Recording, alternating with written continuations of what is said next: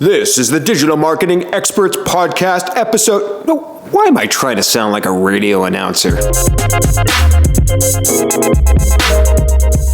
Experts in the Wire, episode 67. Liston, Witherill.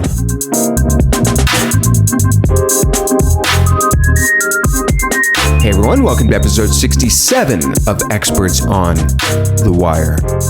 One thing that's always fascinated me about marketing is that the words you use can make the difference between getting a result and not getting a result. And Liston Witherill is on this very podcast because of his cold email outreach to me. I didn't know Liston before having him on the show, and I get probably 1 to 5 email pitches a week of people wanting to be a guest on Experts in the Wire, and I've only accepted a few of them. So I think the proof is in the results of the fact that Liston is on the show, and he's going to break down his approach to cold email outreach and using language and words and messaging and tone in general in your marketing, whether it's an email or a landing page or a headline, to get a result that you are looking for. I hear my microphone making a weird noise. We're just going to keep rolling. So I hope that I've used words in a compelling way to get you to want to listen to this episode, because if I don't do that, if I have a boring introduction, you're not going to want to listen to the show. So words are so important in getting your story and your messaging right. I also want to let you know that future shows after this one are going to focus a lot more specifically, there's that noise again, on SEO. So we have shows on mobile SEO, Amazon SEO, and even how Etsy is doing their SEO coming up. So lots to look forward to. But with that, let's get into episode 67 with my guest, Liston Witherill. Hey everyone, I'm very excited to have Liston Witherill on the wire with us today. Liston, how are you doing? I'm fantastic. Thanks for having me. I'm really excited to be here with you, Dan. Yeah, so I want to jump right into your background. You provided a really cool PDF sheet, actually, that you're the only guest I've ever seen do this. When you're going to be on a podcast, you have like a nice one-sheeter that gives some sample questions. It gives a little bit of your background. It's really useful. A little hint to future guests out there. Please do that. But I wanted to ask you one question you suggested to ask was, why did you go from being an environmentalist to a marketer? And I want to jump in and start with that. Yeah. So I'm overselling that question a little bit. I'm still an environmentalist, but I just don't do it professionally. What I found was that the pace of the industry, pun intended, is glacial, right? I mean, it's just very slow. It takes a long time to get anything done. The results are very uncertain, which is kind of a standard problem all knowledge workers have, is especially if you're in a larger company, you're like, what kind of contribution am I really making? How do I quantify it?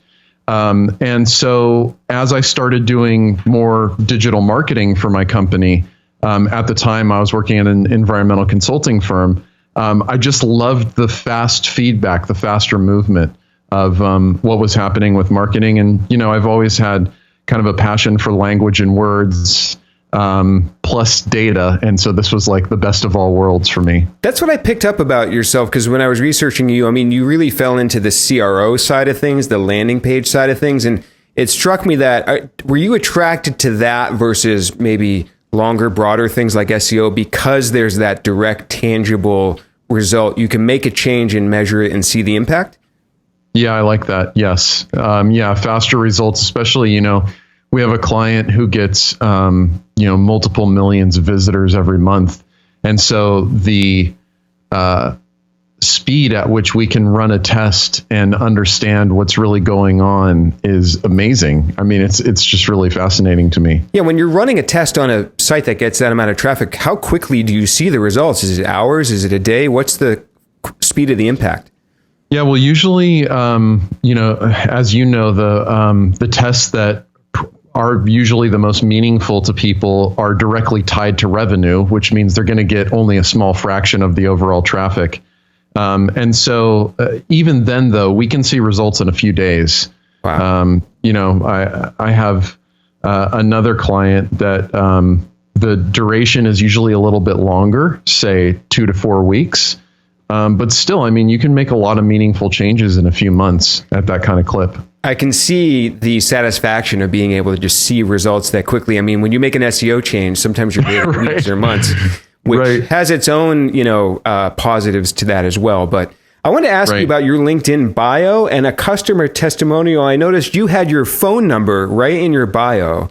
And I almost said, should I pick the phone up and call Liston today and test this phone number and see if you answer it? And then one of your testimonials, your recommendations, the person put their phone number in the bio. What's with the phone numbers? And is that something you're seeing as a positive? Do people use that number and call you? Why are those phone numbers there? That's such a good question. And I wish I had like this really clever thought out answer for you, but I don't. I just put the phone number in there because it's an easy touch point. It's fairly low tech. Everybody has a phone in their pocket. So if they really want to get a hold of me, they can. Chances are I probably would not have answered the phone because I don't like to be interrupted when I'm working. And also, I find the longer I'm in business, the fewer people actually pick up the phone. People just want to email or fill out a form online. Yeah. That's kind of the standard way I would initiate communication with someone. And but I welcome anybody to call me, including you, Dan.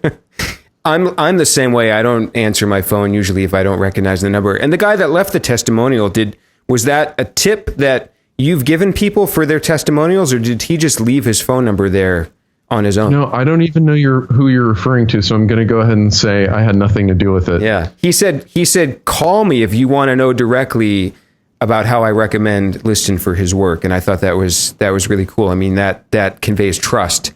I wanted to ask quickly about GoodFunnel. So just tell the listeners what GoodFunnel is and what type of work that you do for GoodFunnel.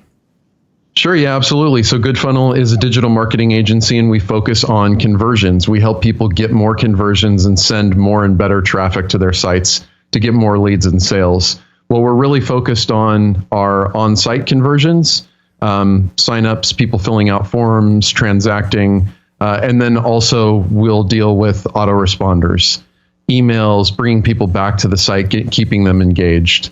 So what we're really focused on, as the name implies, is the funnel and the life cycle of how a person would interact with your website and you through email as well. This might be a little bit of a beginner's question because I don't do a lot of CRO. Do you call yourself a CRO company, or is that too narrow to describe what you do? It depends on who I'm talking to. I think it does say conversion optimization on our website. Not everybody fully understands what that means. And really what it means is we have a very strong advantage in terms of researching, figuring out which questions to ask and how to answer them, analysis, turning that information into something that's actionable. And then kind of the copy and design side is a part of it too. Like, how do we actually turn this into an asset we show people online? I like that. Yeah, and I agree. It really makes sense to know the language that the person knows that you're talking to. And that's a good copywriting tip too.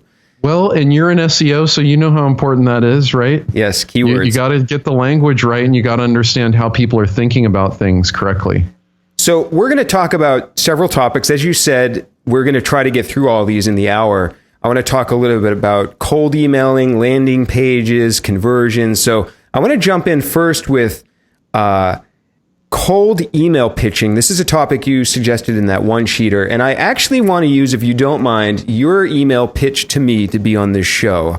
And I'm not putting you on the spot because I'm using this as a positive to say it worked. I get probably 2 to 5 or more pitches a week for people wanting to be on the show, and I accept maybe 2% of those. So your pitch, your pitch worked for me for some reason. So I first want to ask, because your pitch, your email to me, the subject says, "I got one for you," all lowercase. And it comes across as this thing that you just kind of like, just quickly typed off, just spontaneously. Was your email pitches to be on podcasts, are they as thought out as things that you do for clients, or is this just you just quickly typing off an email, or how thought out are these pitches for you?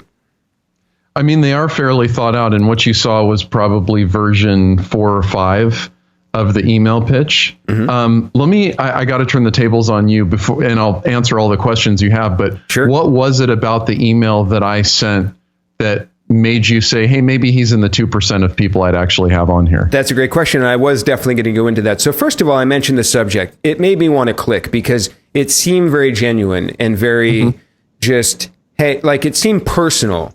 And it also wasn't clickbaity. It wasn't a typical subject that conveys somebody's trying to just sell something to you or get you to do something. So that was number one. I clicked.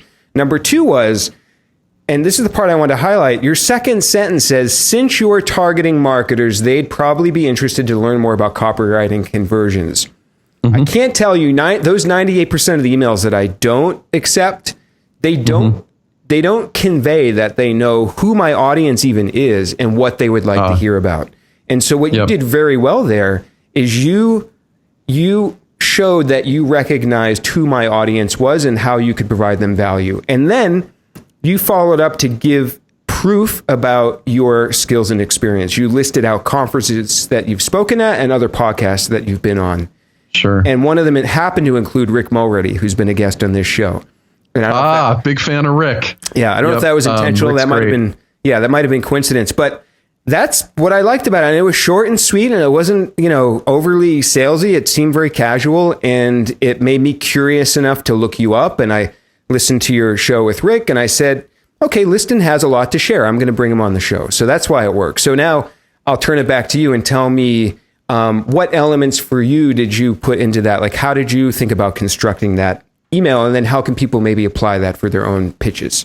Sure. Yeah. And I think that the way I approach my podcast, Cold Outreach, can apply to sales, marketing, guest posting, pretty much any situation where you're trying to reach someone who may seem slightly unattainable or you're unknown to. So the first thing obviously is the subject line, right? Because that's the first thing people are going to see. They're going to see the name and the subject line land in their inbox. The kind of trick that I pulled on you was all lowercase stands out visually automatically, right? Some people will say use emoji. I mean, look, man, I'm too old for that shit. I just feel like it's not genuine. I'm sorry. Should I not curse on your show? We've had people curse. Don't worry about it. Okay. I'll clean it up from here on out. I'm sorry. No problem. So, the first thing is stand out in the subject line. And like you said, what I was really hoping for the mood to convey was familiarity. I wanted it to be as if I was sitting next to you in a conference and I leaned over and I just said, hey, Dan, I got one for you. Right. And then you would listen to me because it's like, okay, I wonder what he has. Not to say you're ever going to take me up on it. But again, the job of the subject line is to get people to open the email. Then next, and this comes in the prospecting phase, the reason you ended up on a list of prospects for me to reach out to in the first place is because I was specifically looking for podcasts that targeted marketers or had something to do with digital marketing, right? So de facto, because you were on this list, I knew who your audience was and I had a general sense of what was going into it. Now, I'm going to admit here publicly that I don't sit there and customize every single email. You will definitely see better results if you do that. But for me, the big push was kind of volume, like be in lots of places, be seen by a lot of people, connect with a lot of people who I maybe don't know now, but would love to get to know, like you, Dan. And so even though it's set up as an autoresponder, there is something definitely genuine there, right? Mm-hmm. There was a lot of time spent on figuring out if you were a good fit or not. So the general idea of the email was to communicate, I understand your podcast. I understand your audience. I have something to add, right? And I think you should be fairly direct about what you want when you email people because they don't have time and they don't want to guess. They're just like, if they finish reading and they don't know what the heck you want, they're going to go, all right, this is making my brain hurt. I'm just going to delete it. Yes. And so I wanted to communicate that and just ask, can I be on your podcast? And then I gave you some ideas. Here's what I can talk about. And here are some places, my social proof. Here are some places where I've done it. So I'm proving I'm credible. And then in the PS, what you were referencing is I have a little link to my one pager that gives a little bit more detail because we don't want to put all of that in the email. I just want to pique your interest enough to open it. Yes. So I really approach it with like a marketing, sales, conversion-y approach. I like that. And I want to highlight that your final question was not can we schedule an interview? It was when can we schedule an interview? Yeah, quite presumptuous, right? Which that was the only line that made me say, do I really want this guy? No, I'm just kidding. No, that's okay. Because you do have to stop and say, okay, he's basically skipping the can I and going right to the you've accepted me already to be on the show, right? So I thought that was an interesting way to form that last question as well in there. And yep. Can I just add to that, Dan? Sure. I'd be the first to admit that that's definitely a turnoff for some people. Mm-hmm. And I've gotten a few people who I won't name who wrote back in a very condescending, instructive way about how's the right way to email people. And I'm just like, okay, thanks for the advice. Good luck. Really? I think out of maybe 100 people I've emailed, I've gotten like 2 maybe. And I think they were offended because they assumed that I didn't spend 2 hours researching them and constructing an email. And I'm just like, I'm sorry, I don't have time for that. I'm a small business. I'm trying to get media outreach. You're trying to get good content. And I know I can offer that to you genuinely. Yes. So, I don't think too much about it. But to your point, some people do find it a little off-putting. And I know that. Yeah. I try to look beyond little things like that and get to the bigger picture. So any last tips to add about cold outreach for the listeners in general before we move on to talking about landing pages? Yeah, for sure. I mean, the main thing I would convey to you about cold outreach is you have to understand who your ideal prospect is. You have to get good data about them. And if you don't do that step correct, your outreach is going to absolutely fail. Yes. And so all of these details I'm talking about with subject line and how to construct the email and whether you go bold or maybe a little softer and suggest maybe we can get on a call, all of that stuff is a far, far second to making sure that you're talking to the right people in the first place. And so, that's my big takeaway. That's so true. And many people have talked about outreach in the show have said the very same thing. Your targeting to begin with is so important. So I want to move on and talk about landing pages and kind of tie in some CRO and copywriting to this. I'm going to link to a few articles you've written. This first one I want to chat about is 5 landing page hacks. And you wrote it on a site called entreport.com. I'll link to that in the show notes. And I just want to talk through these 5 hacks because I think they will provide value for the listeners. So your first hack is where you're saying to connect the headline. Can you talk a little bit about what you mean there?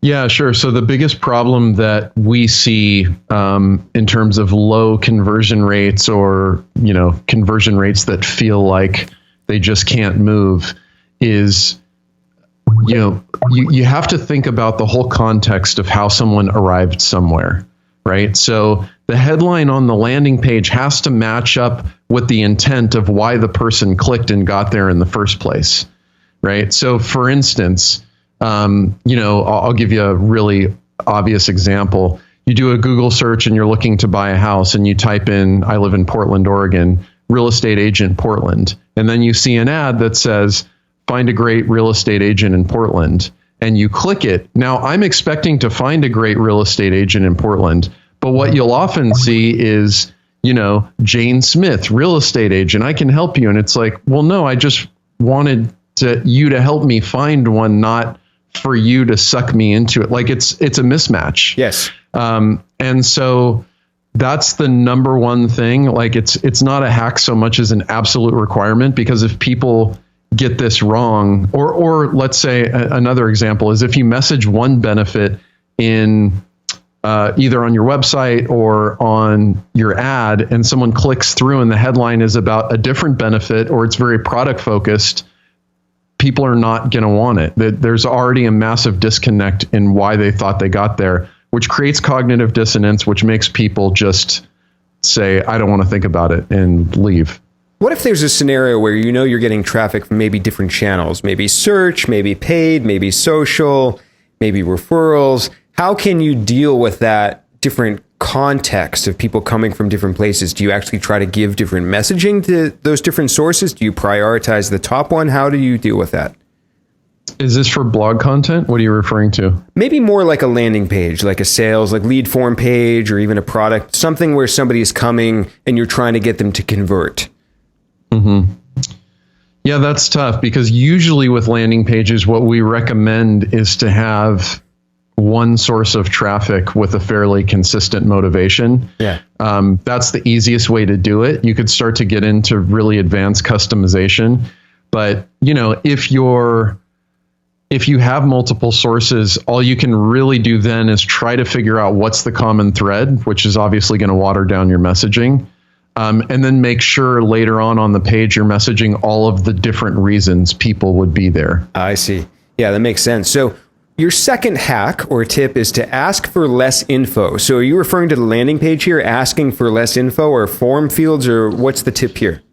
Yeah, for the form fields. So you see this in enterprise a lot. It's less common in, say, anything consumer, but sometimes marketers, because they hear from the sales team that the leads aren't qualified enough, they'll ask for 14 different pieces of information. I see. Now, there's a lot of, maybe not studies, but I've seen a lot of A/B tests where if they reduce the form from, say, 5 fields to 2, it actually converts worse. And my hunch there is that people see it as being less than credible, or they're just going to be spammed, right? So people are willing to give up some information, but I think once you go past, say, 5 to 7 fields, you need to start to think critically about how valuable that field is and can you wait to get it. So one hack we've used on that front is send people through, say, a 3-step conversion process on 3 different landing pages, which is essentially like, say we have 6 fields, it's just 2 fields per page. So we're just breaking it up. And then after they convert on the thank you page, we can ask them 2 or 3 additional questions that will then append to their contact record. Now, you're not going to get everybody to do that, but because we've already decided those fields aren't absolutely essential, but are nice to haves, if anybody fills it out, that's a big win for us. So you're seeing that process or hack, what you described, is kind of the sweet spot that allows for highest conversions and sending the best leads down to sales. That's what you're going for there? Yeah, I mean, in any lead gen process, you have this really tricky balance of like lead volume on the one hand and lead quality on the other hand. Right. And so, you've been around the game for a long time. So, these companies, essentially direct response companies, where they're selling leads. Because they're selling per lead, they're not very interested in quality. Right. And so you're going to see them just do whatever they can to jam as many leads through their funnel.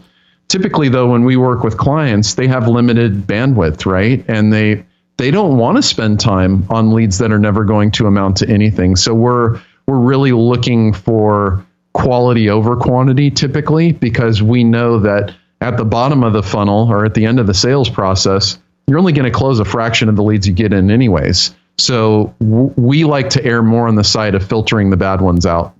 That makes a lot of sense. So your third hack is to not oversell, and you're talking about have a process. So do you mean that on the landing page, you should not be too pushy about making the sale, but then do something a little bit more like what you mentioned a minute ago, like lead people into the sale? What's this tip talking about here?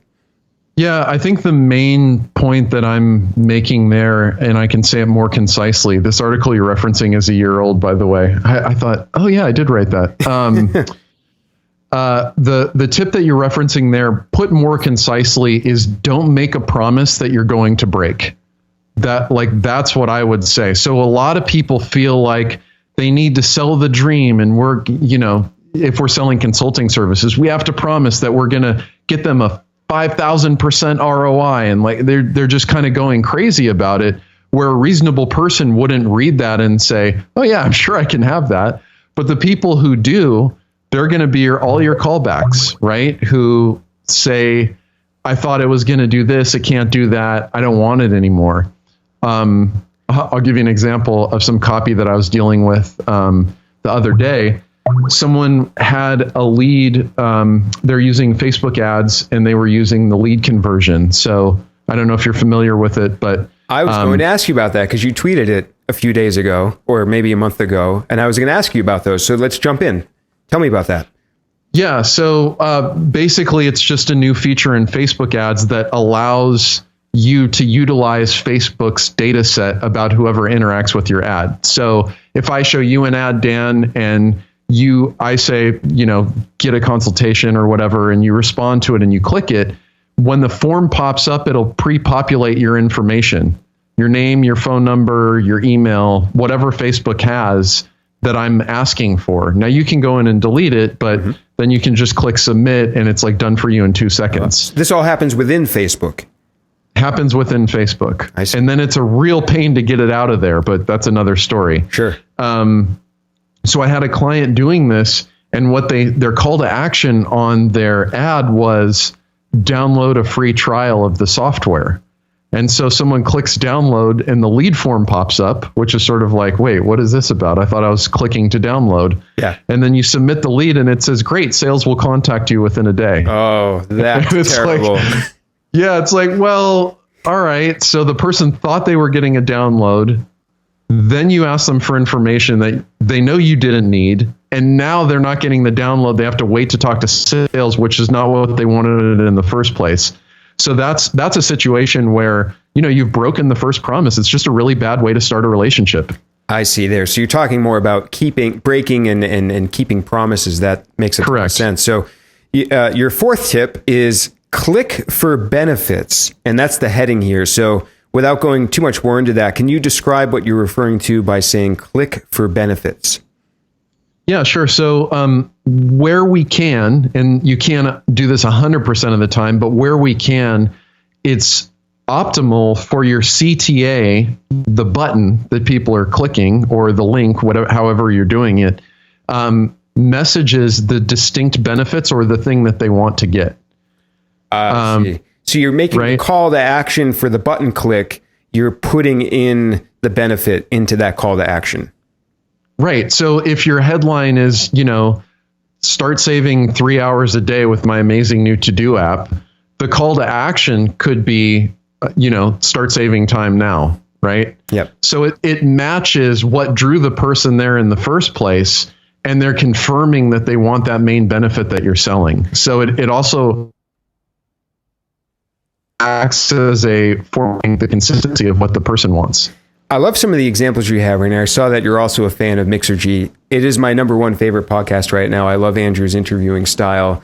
But his example of a call to action is, you'll love it or you can slap me in the face.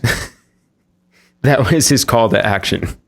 Yeah, he took that from someone. I forgot who he took that from, but I heard that interview. That's a strong promise. Or like Sean D'Souza has, it's not a call to action, but his guarantee is something like the lawnmower guarantee. Even if you run over your computer with a lawnmower, I'll give you your money back or something like that. Yeah.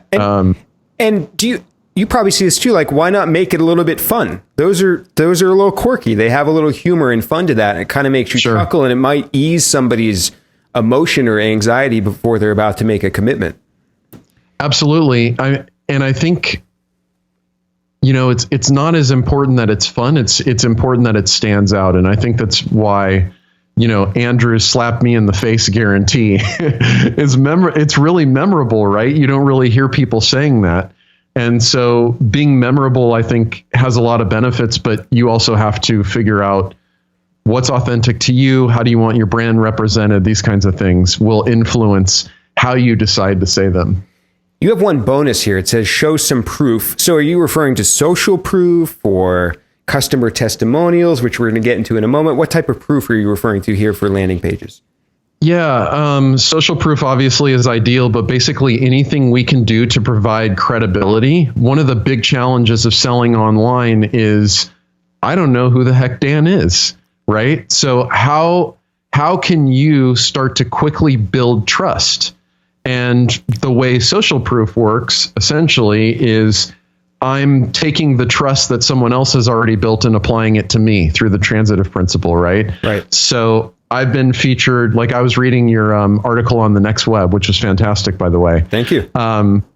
And so you can put that logo on your site. And when I see it, I say, oh, I know the Next Web. Maybe I haven't heard of Dan before, but that conveys credibility to Dan. That's social proof. So the editor at the Next Web read his stuff.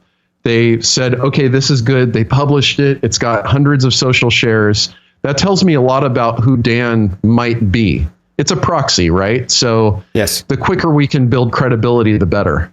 I like that. You have a few examples. We mentioned testimonials, but also an interesting one, companies using your product. So this could be maybe in the form of case studies, or what are some ways to show that these other companies are using my product? Like if you're an e-commerce company, is it custom to show? I don't know if I notice a lot of like product websites saying this company uses this product. Is that customary? That's a really good question. I've never been asked that. I would think, this is me just speculating now. I would think that if you were selling a very high ticket product, even if it were online, then that begets kind of a sales process where you're going to be talking to someone. That would be a good fit for showing other companies who are using it. So I'm thinking of like, what if I was selling an on-site fuel cell, right? Something very expensive, tens of thousands or hundreds of thousands. If it were just a consumer product, though, a type of tea or a phone case or something like that, I don't think company logos are as important there. I'm thinking more of maybe reviews, customer reviews. Yeah, customer reviews, exactly. Right. What is your average review? Like Best Buy does a really good job of this, where they show you what the average is on every product page. Amazon obviously does an amazing job. But when I talked about showing company logos, one of my favorite examples is Basecamp back in the day, before every business agreed that they had to have some sort of project management and communication tool. They had, I think the language was, companies like these use project management software, and it was really small. And then they had logos of giant Fortune 100 companies. Now, you get the sense that they were using Basecamp, but that's not actually what they were saying. They were just saying they're using some type of project management software. That is too funny. Which is cheating, but as we all know, Basecamp is a great product, and they've won in many ways. Yeah, leave it to good old Jason Fried to do something like that. That is very clever. It's very clever, yeah. So I want to shift a little and talk a little bit about a post you have on LinkedIn. I want to quickly ask, actually, one thing I've noticed that you do is you'll post something on LinkedIn, but it's actually an excerpt of a full blog post that you have elsewhere. And at the bottom, you very cleverly say something like, you've read 10% of this post, click here to read the rest. And one could say just sort of blatantly copying and pasting and putting your post on LinkedIn, like, maybe that's just being a little lazy, right? But you actually take a little bit of care and you make it fun, right? You say you've read 10%, like it's a little unexpected. It brings that part up of it again there. So has that been something just you're doing to get a little extra exposure on LinkedIn? Just something that maybe you're seeing an anecdotal result with, or is that something more strategic? Like, do you recommend other people do that? Yeah, I mean, it depends on their traffic strategy. It was something that I tried, and it does send traffic back to our site for people who read those posts. Yeah. Not a ton, but it does work. And really, the main reason I did it, first of all, I stole it from someone, maybe Neil Patel. I don't remember who, but I'd seen someone else do it, and I thought, oh, that's interesting. And, basically what I'm looking at LinkedIn or Medium as are basically they're a secondary search engine, right? People find content there. I'm connected to people. And some people will stumble upon my posts and then come back to the mothership, which is my website, which is why I put that link in there. And so, really all I really want is for people to engage with the content and read the content and hopefully get something useful out of it. So that's my main goal.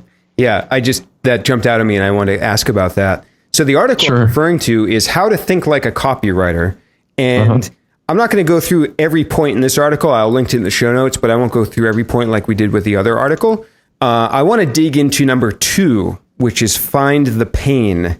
And that's a tip that I think is a little elusive for a lot of people to take action on and figure out what to do there. And this might tie into one of the other topics I want to talk about, which is customer interviews. And you have a great slide share there. So when you're talking about telling people to find the pain of their customers, is customer interviews one of the main ways to do that? Is it one of several tools in that arsenal? How do you recommend people dig in and find the pain of their customers?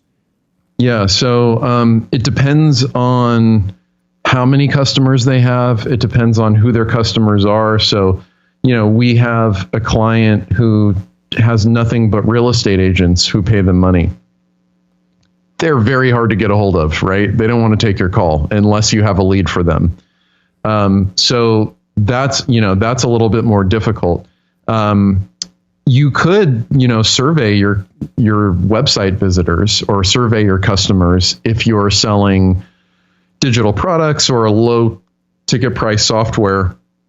This is something we like to do is we'll just put a Qualaroo or a Hotjar survey on their website and ask people one question in a very targeted way. What I mean by pain, I think it would be useful for me to define that, huh? Sure. What I mean by pain is what are the things going on in someone's life that would drive them to start looking to solve the problem? So they identify that they have a problem. They can probably articulate at least part of that problem. And now they're going to A, figure out, does a solution exist? And B, once they figure that out, figure out what are the different solutions that I could seek, right? So understanding the pain, what I mean by that is like, for your business, I'm just going to, again, speculate away. Why not? Go for it. A lot of people who probably are buying SEO services are saying things like, I've tried myself and I can't figure out how to get more traffic, or we have 1,000 visitors a month and we need 10,000. Can you help me? Maybe a step above that is like, I just don't know what to do. This is way over my head. Yes. It's too technical. I don't have time to learn a new skill that basically requires mastery. Now, is the point of all this, and we'll get back to the tips in a second, is the point of all this to find things to then go and put in your copy on your website? It is. And also, so the short answer is yes. So when we think about copy, I think about it as, on the one hand, there's what we're going to say, which is messaging. On the other hand, there's how we say it, which is the actual copy that people will read. Okay.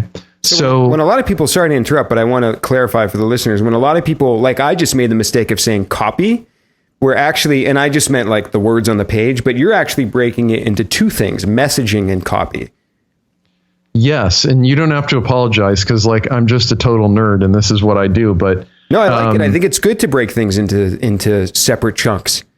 Well, I think the main thing is, I've taught a lot of people how to more effectively write for the web and sales and marketing material in particular. And I noticed that a lot of people think about it as a creative writing exercise, right?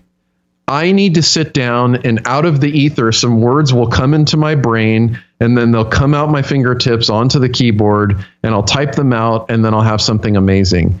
That's just the absolute wrong approach. The right approach is to do diligent research, which should be 70 to 80% of the process, figuring out what's driving people to your product in the first place? What are some things that they think about your brand or your product? Why do they choose you instead of competitors? Listing out all of those messages and then writing. So you literally have a document open where you're like, here's all the stuff I'm going to say. And now you turn it into, how do I say it? And then how do I prioritize it is the next question too. That seems like the mistake a lot of people make when they're writing for their, like if you're a business owner and you're trying to make your own website, let's say, or write your homepage text or copy, whatever we're calling it. The mistake the business owner makes that I see all the time is they're stuck in their own head. They're looking at things from their product or service-centric point of view, not their customer's point of view. So what you're saying is to almost take that step back and spin it around. And this is a tool, finding the pain is a tool to look at things through the lens of your customer. Exactly. I'll give you an example. So Roundup, it's a product you probably are familiar with. It kills weeds and gives you the promise potentially of having a greener lawn, right? So if I'm a product marketer at Roundup, I might be enticed to say things like updated formula, non-toxic, kills 98% more weeds than the last version of Roundup or than the alternative. Now, if I'm looking at the customer's point of view, though, they really don't care about any of that, right? The customer cares about, I'm not buying chemicals. I want to buy a green lawn. I want to buy a lawn that requires less maintenance. And maybe even a layer deeper, I want the greenest lawn in my neighborhood so all of my neighbors comment on how awesome it is. Yes. Right? I want some social capital from the quality of my lawn. And so the way you can see how different those messages are, right? And so if we can understand the pain of our customer, when they read our copy, they're going to be nodding along and going, oh my God, yeah, this is exactly how I feel. And if you can nail that, you're definitely going to sell way more. It's something I talked about. I wrote a post recently about telling your customer's story or putting your customer story into the meta description, 156 character space that people see in the search results. And the bad example I showed is Macy's has a terrible meta description. So if you go to Google, like 2 million people do a month or more and type Macy's, you're going to just see like shoes, clothes, sale, blah, blah. Like it's so not compelling. But if you go and type, let's say ModCloth was one example I used, their copy is something like, do you like feel like your best self? It was something really great that did exactly what you just said. It spoke to the deeper problem or thing that they're trying to solve. And it's interesting how that overlaps with what you're referring to here. You have a few questions to consider asking to help people figure out what the pain is of their customers. Would you mind sharing what a few of those might be? Yeah, so I have lots of questions, but if I'm in an interview, like a one-to-one on the phone interview, what I'm really looking for is for the person to tell me a story, because it's going to take them a while to warm up and kind of get to the parts that will be useful for me. So I'll say something like, let's take a second now to go back before you bought product or service X. What happened in your life? What were you thinking about that made you start looking for it? And then they'll probably say something like, oh, well, I went to Google and I typed in whatever and I found, and they'll tell you about their process, right? And I'll say, yeah, okay, that's super valuable. But before that, what made you go to Google in the first place? Now, the key here is then to just shut up and be okay with the awkward silence, because it's going to take some people some time to think. And as the interviewer, because you're a human being and we're taught that awkwardness is bad, you're going to feel compelled to fill the silence. But I promise if you don't and just stay quiet, the person will eventually talk. And so that's one big one, is like, think back to before you bought it. What were you thinking? Another question, another way to ask it is, what happened? Was there something that happened to you or happened to, if it's a B2B product, your boss or one of your coworkers that made you buy this? or even think about buying it. And they'll tell you, oh yeah, we had this internal goal and this is how we thought we could meet it.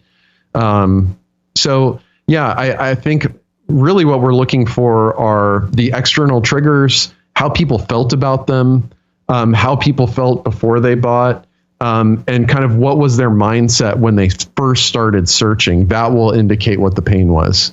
And then I think you recommend asking people how they felt in the first moments of using the product as well. So what types of things would you ask them? Like, are you doing this to try to figure out a little bit deeper?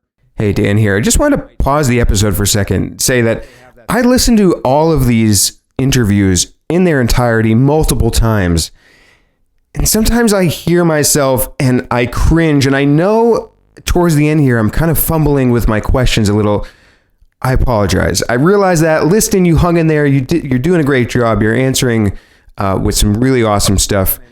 I know that I'm sort of stumbling a little here towards the end, but hey, it happens. Okay, let's get back to the interview. Are you doing this to try to figure out a little bit deeper how they might feel once they have that first touch point with the product?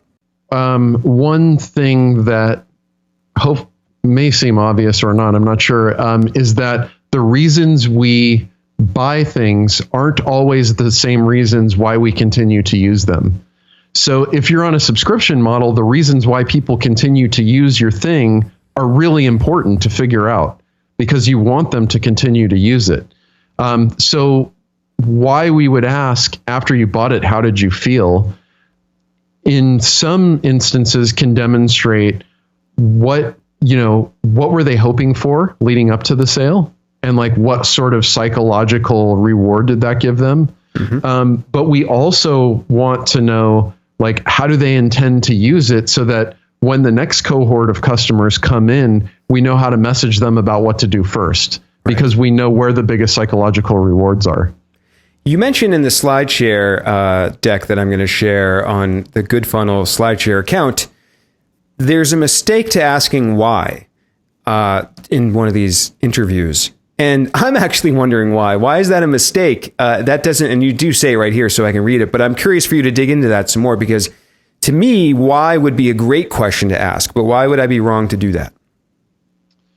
Because even if the reason why is a mistake is because the person is always going to want to satisfy the interviewer. And so they may make up a reason on the spot, even if it's not legitimate. And so we'd much rather ask, how questions. We don't want to, like, why did you choose this is a tough one. And that they're going to think, and then they're going to start with because fill in the blank, right? Whatever the reason was. But how did you choose this is a much better question, because they'll talk about their process, what they did then. And also when it's more process oriented, you can always say, hey, let's go back to that one thing you said a minute ago. Can you tell me more about that? And they'll tell you more about it. Whereas why can be much more limiting. I love these tips in here as I'm scanning through your slides. This is like, I don't always succeed, but this is exactly what I try to do with a podcast interview. You tell people to you recommend to make people feel safe and comfortable first. So you probably notice in this, total like how we talked about your email. I was discussing with you your lights at the beginning when we first talked. We've never met before. This is our first time ever speaking. So I like to just chat with people I've never met before to establish some sort of connection initially. And you're on podcasts a lot, so I'm not trying to make you feel safe. I know you feel safe, but just establishing a connection, like, if we lived in the same area or like the same music or something like that, just any kind of connection. One interesting tip here that sometimes I try to do it, sometimes not. It can come across as a little artificial, but you recommend matching and mirroring how people speak. Can you talk about that a little bit? Yeah, so it's tricky because you don't want to come off as mocking them. Right. That's why I avoid it sometimes. Yeah, but matching and mirroring, I think, you can think about it in broad categories, right? So if the person is cursing a lot, right? If I don't mind cursing, I'll curse. And obviously I don't, because I did earlier, but I'll do that. And that kind of sets them at ease. It feels like, it feels familiar. If they're very proper or formal, you would react to them in a very different way. If they talk in very short bursts of sentences and they're sort of terse, right?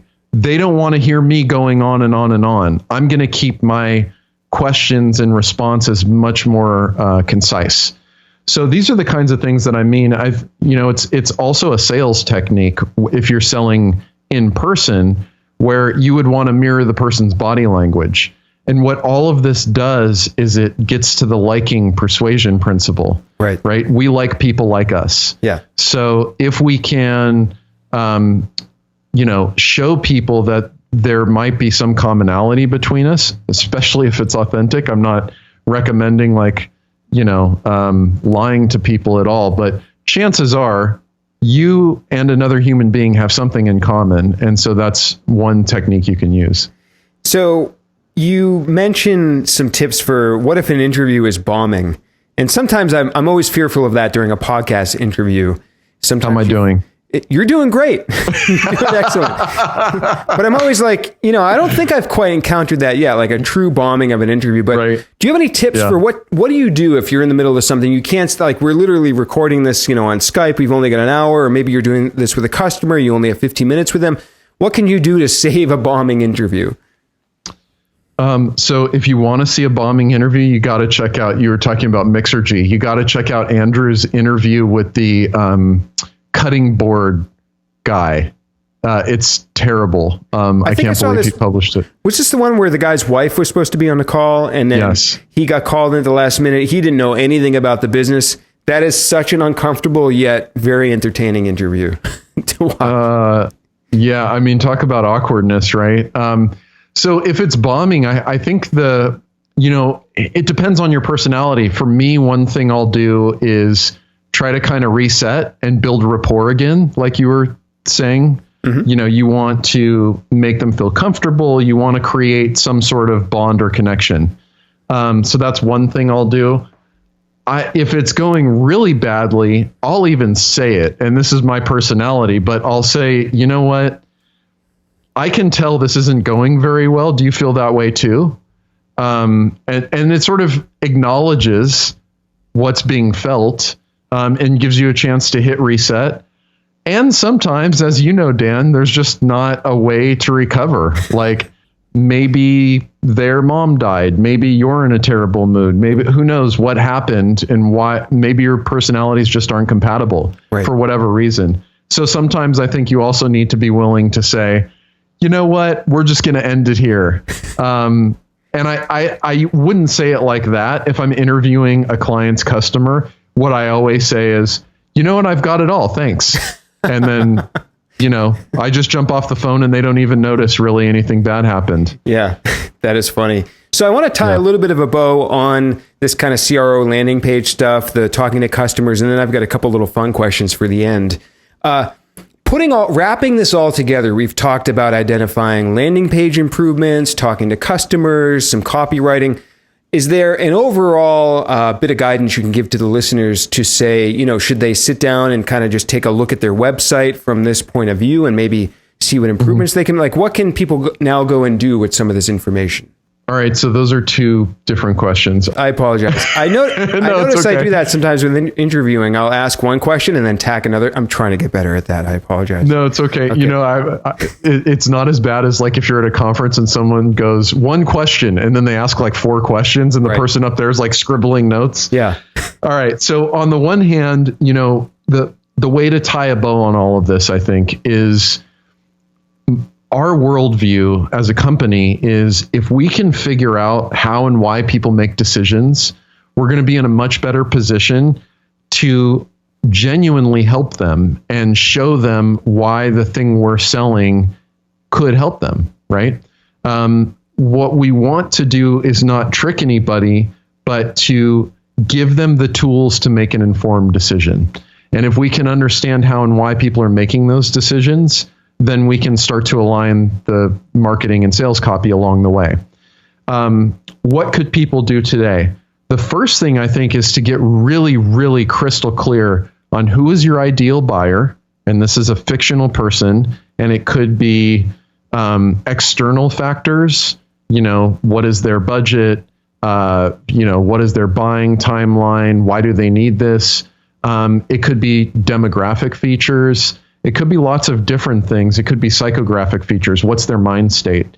But getting clear on your customer and then being critical of all of your sales and marketing, I think that's the best, lowest hanging fruit. And then you get to go to your website and say, okay, I'm this person. How do I react to what's on my site? And then you start to go, that's not quite right. Or like, oh, if I'm selling to this person, this is the number one reason they're buying. And yet my headline is like the number 7 reason. I need to change that. Right. So, there's no, I'm not a big fan of the give me 2 things or like tell me the one thing that'll change everything. I think, thinking about it from the customer's point of view will yield you the most benefits. And that's where we see success. Yeah, it's definitely that paradigm shift that seems to be the most powerful initial thing people can do to get that ball rolling. So do you have another 5 minutes? I think you said you had. Absolutely. Yeah, I have 2 little more fun questions here at the end. I want to give you a chance to get on a soapbox for a little bit if you'd like to. You wrote a post about growth hacking, the painful truth about growth hacking. It's on your site, goodfunnel.co. I'll link to it. I'm just curious, do you take issues with growth hacking? Is this something that or just maybe the term itself? Tell me a little bit about your feelings about growth hacking and what you're saying in that article.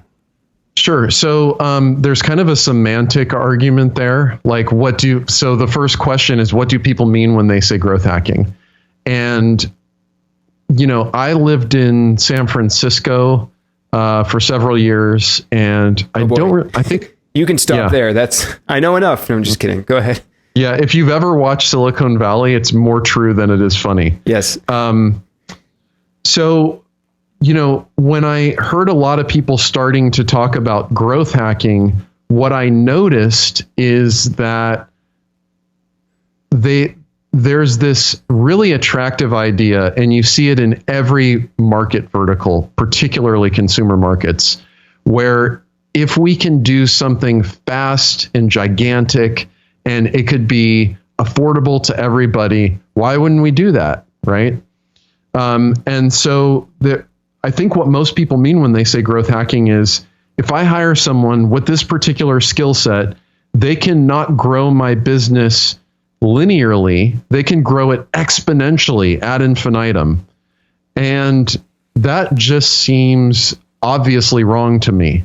Another point I make in the article is all of the growth hacking examples that people cite are for a very particular type of business. And yet this idea of growth hacking seems to, at least maybe people want to apply it to all businesses. And it just doesn't. Dentist office or a pizza shop even, or. Right. Yeah. That might be a little extreme, but you're saying people are taking it too far beyond just maybe these tech companies or maybe software companies, and they're trying to apply it to areas where it might not make sense.